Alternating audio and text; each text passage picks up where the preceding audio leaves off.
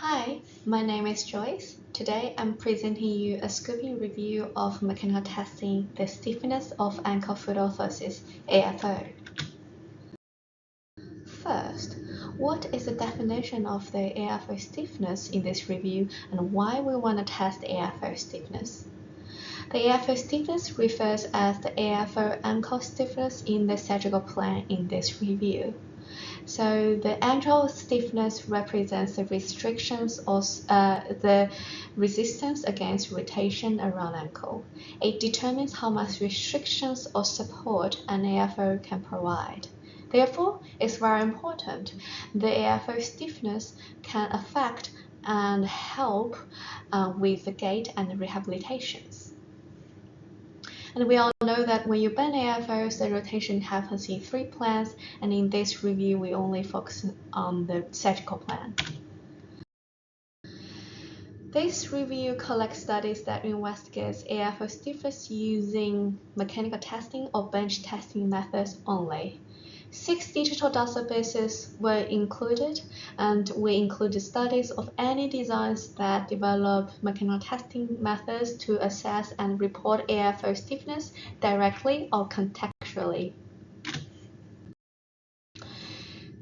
We initially identified about 2,500 papers, and after all the screening, and we also conducted Google and citation searching. At the end, 72 papers were included. Of the 72 papers, 71% were the primary papers that developed the method, whereas the 29% were the secondary papers that used the previously developed methods. The earliest method we found is from Condi, developed in 1977, and the most cited one is Bruce by Bregman's group. The qualities of the study were not amazing, most of them are just having a lesser good quality. Here are different types of the devices. We found that the UTM universal testing machines and the customized manual machines were equally as popular as each other's, and followed by the automatic machines. The difference between a manual and the more automatic machine is that the manual machine controls the AFO motions by manual power. So basically, a person will manually rotate the AFOs, whereas the auto machines use a motor or similar. Some studies use manual devices in the gait lab, so the manual bend the AFOs and the ground reaction force was captured by the force plates in gait lab, and the movement or the displacement will be captured by the motion capture cameras. Some uses methods of hanging weight. Here I have 2 examples. One is horizontal, one is vertical. So basically, you fix the AFOs and slowly adding weight on it. Another method is UTM with motion capture. So instead of reading directly from the UTM machines, we put on some reflection markers to track the movement of the AFOs.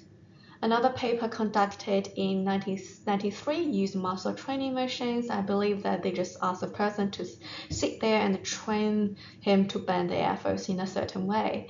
Another paper used 6-axis robotic arms. Here are 3 important testing parameters I want to emphasize. The first one would be the testing positions.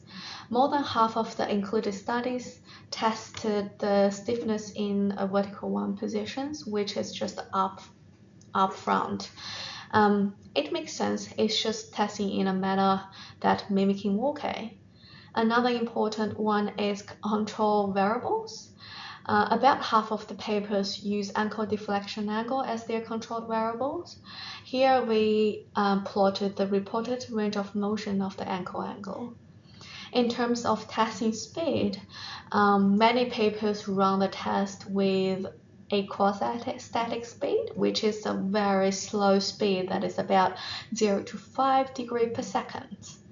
However, it's worth noting that 28% didn't report the controlled variables at all, as well as the testing speed. and 18% didn't report testing cycles and repeats, which is just how many times they rotate the AFOs. This is mainly for the stiffness calculations. So now you may ask, what's the best method then? Unfortunately, this review cannot answer these questions, even though the customized manual machines and the UTM were very popular. However, there's just too many varieties in terms of the testing jig machines and testing parameters. But if you want to ask me, so what if I want to test the AFO's stiffness by myself? So the first recommendation I would give is to contact the groups that already built a reliable machines, or you can build your own machines considering the testing parameters such as control variables, testing speed, testing positions, and etc.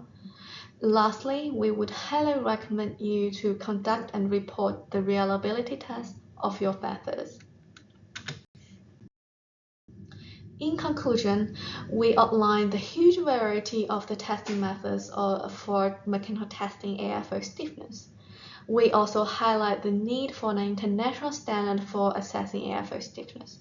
We wanted something that is similar with what they have for prosthetics.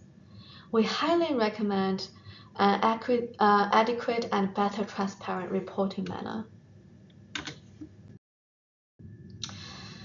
We declare there's no conflict of interest. Thank you for your attention and happy to take any questions.